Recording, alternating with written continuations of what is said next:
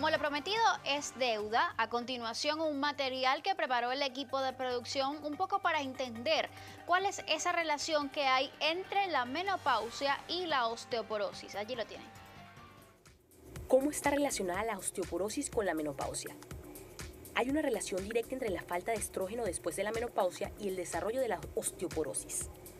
Después de la menopausia, la reabsorción de los huesos, destrucción, va más rápido que la construcción de hueso nuevo. La menopausia precoz antes de la edad de 45 años y en cualquier periodo, cuando los niveles de las hormonas son bajos y no hay periodos menstruales o hay pocos, pueden causar una pérdida de la masa ósea.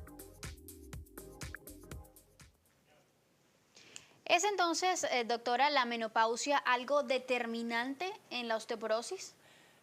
Determinante no, pero sí tiene una gran influencia. No podemos decir que determinante porque no todas las mujeres van a desarrollar osteoporosis Tras la menopausia. Exacto, esto está siempre vinculado a su masa ósea y a los factores de riesgo asociados que presente. Hay factores de riesgo que tú puedes modificar en la vida y hay factores de riesgo que no podemos modificar. No podemos modificar la raza, no podemos modificar nuestra edad, no podemos modificar nuestra contextura, pero sí podemos modificar el consumo de alcohol, el cigarrillo, el sedentarismo y la mala alimentación. Entonces, cuando hablabas del cigarrillo, yo creo que el cigarrillo es un factor de riesgo no para osteoporosis, sino para todas las enfermedades. Entonces, cuando a veces nos preguntan cuáles son las recomendaciones con respecto a modificar los factores de riesgo para evitar la osteoporosis, yo creo que no solamente estamos evitando la osteoporosis, estamos evitando muchísimas otras enfermedades.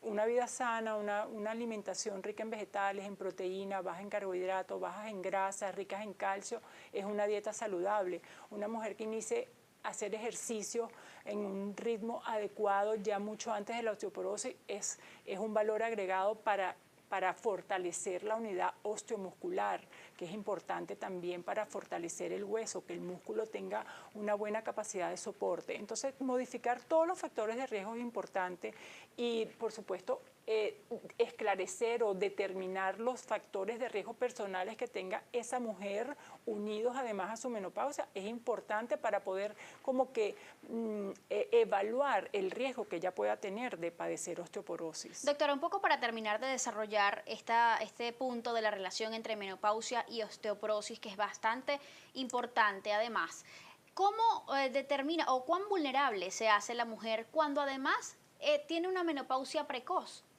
Sí, la menopausia precoz es muy importante, como ya dijimos, en el desarrollo de la osteoporosis. Entonces, ya cuando tienes una menopausia precoz, debes dar tratamiento para esta menopausia precoz y evaluar a través de la densitometría ósea el riesgo que pueda tener esta paciente de desarrollar una osteoporosis a futuro.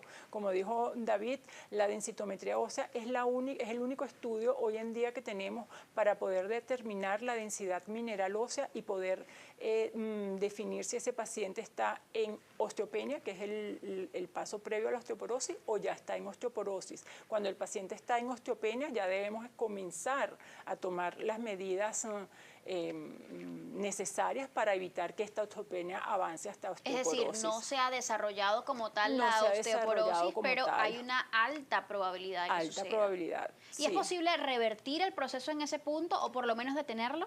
Se puede detener. El hueso que se pierde ya no lo recuperas, pero puedes detener el proceso y puedes fortalecer el hueso que aún tienes. Entonces ahí están, las múltiples terapias con las que contamos para detener el avance de este hueso hasta una osteoporosis. Ahora, doctor, también entonces se habla de que hay factores de riesgo que no podemos modificar, que no son ambientales, por decirlo así. Entre ellos la raza.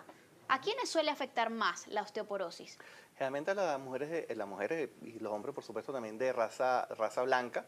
La raza negra es la menos probable que sufra la enfermedad, y también los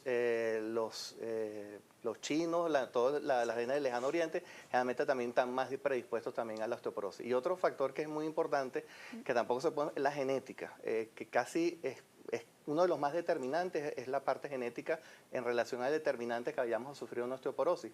Por eso hay un factor de riesgo que lo hacemos en interrogatorio, es preguntar que si su mamá sufrió de fractura de cadera, esa persona tiene un alto riesgo de desarrollar no solamente osteoporosis, sino también fractura de cadera más adelante. ¿Por qué? ¿Tiene entonces la contextura de la persona algo que ver con esto?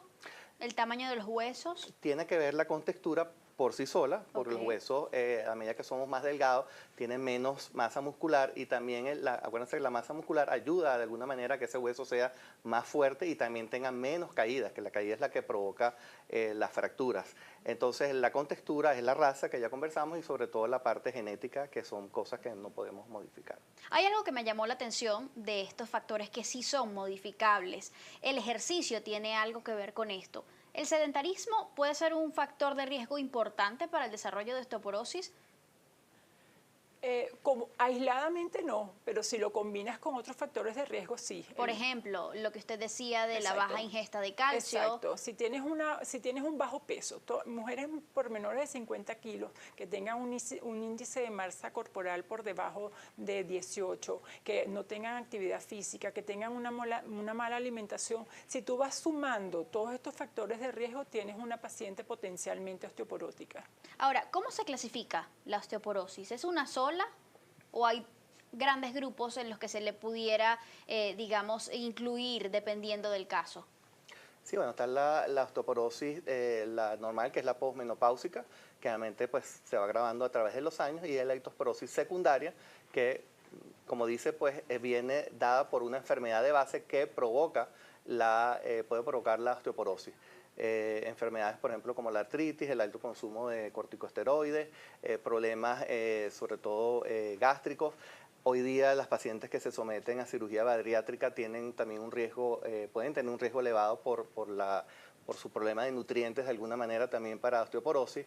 La diabetes también puede provocar osteoporosis secundaria. O sea, hay una serie de enfermedades que pueden acompañarse más adelante de la enfermedad. En el caso de las atletas, aquellas atletas que presentan amenorrea, por ejemplo, es otro factor de riesgo. Expliquemos qué es amenorrea para que las personas entiendan el término. Amenorrea es la ausencia de menstruación. Cuando tienes ausencia de menstruación por más de un año, ya tienes también otro factor de riesgo para osteoporosis, por lo que hablábamos. El estrógeno es muy importante para fijar el calcio en el hueso, para todo el metabolismo óseo. Entonces, la anorexia, que también lleva a una amenorrea, las atletas que llevan a una amenorrea. Entonces es un poco así paradójico, porque soy atleta, hago mucho ejercicio, pero tengo una amenorrea por este exceso de ejercicio, entonces no veo menstruación, no tengo estrógeno y tengo esta falla estrogénica que me permite fijar calcio en el hueso. Entonces, como ves, todo es como un balance, todo es como evaluar. Exacto, y es evaluar bien a cada persona por separado. Tú no puedes globalizar al paciente o a la mujer o al hombre. Debes como enfocarlo independiente. Siempre hay una pregunta que ¿a qué edad me debo hacer la primera densitometría? Eso depende mucho de los factores de riesgo que tú tengas. Si no tienes ningún factor de riesgo, no eres fumadora, no tienes bajo peso, no tienes enfermedades de mala absorción, eres atleta, etcétera, etcétera. Bueno, en el momento de la menopausia te haces tu primera densitometría. Pero si tienes factores de riesgo asociados, el momento de la primera densitometría es cuando uno sospecha que esa paciente puede llegar a tener osteoporosis. El consumo prolongado, doctor, de ciertos fármacos, por ejemplo, esteroides, ¿pudiera hacer a la persona más vulnerable para desarrollar osteoporosis? Sí, las personas porque tengan algún problema inmunológico o asmáticos que consumen altas dosis de corticosteroides. El esteroide es dañino básicamente para el hueso. O sea, esas pacientes tienen un alto riesgo de padecer osteoporosis, sobre todo fractura. Esas pacientes es un manejo totalmente distinto en cuanto a la edad de indicar la densimetría y la edad inclusive y el manejo del tratamiento es totalmente distinto en esas pacientes. Las que consumen diuréticos también, sobre todo hay un tipo de diurético que favorece la pérdida de calcio. Los pacientes que se colocan heparina, que es un anticoagulante, también tienen mayor riesgo, o otro tipo de anticoagulantes también es un riesgo para osteoporosis.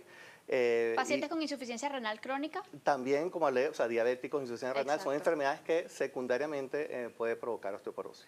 Esto es muy importante y todavía queda muchísima tela que cortar respecto a este tema porque hay que conocer definitivamente de la osteoporosis y sobre todo de cómo puede evitarse. De todo eso vamos hablando más adelante. Quédense con nosotros.